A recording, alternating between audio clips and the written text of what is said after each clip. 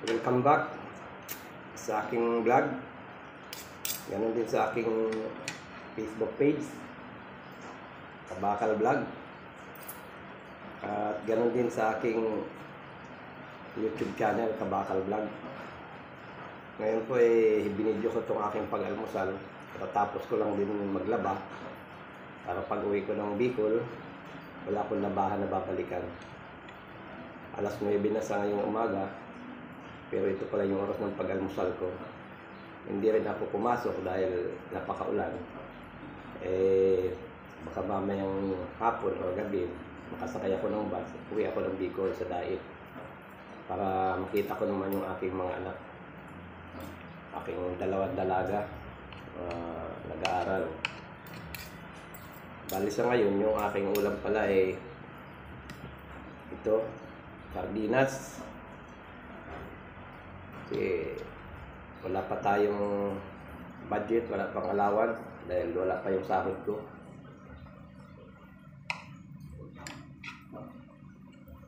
Ganun pa man ay nagpapasalamat ako sa ating kung may kapal. Di rin tayo nalilipasan ng kumain. Kaya nga maswerte pa rin dahil kahit paano may makakain. Una-una yun. Kahit ika nga sardinas yung ulam sa almusal, okay lang yun. Bago ang lahat, baka pwede makahingi sa inyo ng like at follow sa aking page, Kabakal Vlog. Ganon din sa aking Facebook, YouTube channel, Kabakal Vlog. Subscribe naman at palike na rin. O baka pwede ko pang hingin sa inyo yung papindot na rin ng notification bell para updated kayo sa aking ina-upload na mga videos sa aking YouTube channel. Bali 28 ngayon, December 28. Ayan, nakita nyo naman maulan yung panahon ngayon. Asya nga pala, nandito ako sa aking boarding house dito sa Barangay Toklong, Phase 1, Estrella, Barangay Toklong, Estrella Homes, Phase 1. Dito lang yan sa Kawit, Cavite. Tara po, almusal tayo. At dyan sa mga kasama ko sa trabaho na pumasok pa ngayon kahit maulan, ingat kayo.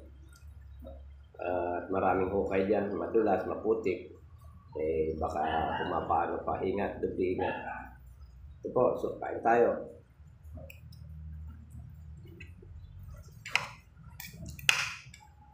Ito yung December na 28 na, nandito pa ako sa trabaho. Hindi katulad nung last year, 2024, maaga ako umuwi. 22 pa lang ng December, umuwi na ako ng Bicol sa Dait. So ngayon, di ako nakauwi kagad dahil yung budget natin, yung allowance sa pera. Malaki naman 13-month pay, pinadala ko na sa aking mga anak sa Bicol para magamit nila. Kaya inaasahan ko ngayon, itong sahod ko ngayon na 27 kahapon. Wala pa, di ko pa nakuha.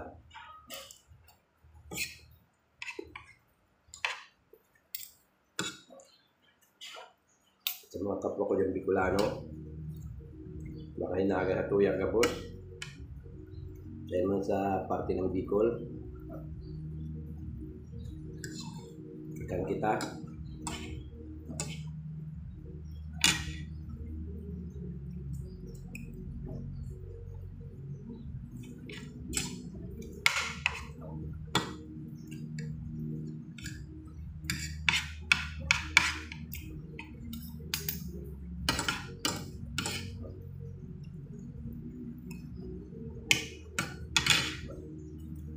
Kaya pala mga kasama, hanggang dito lang aking video.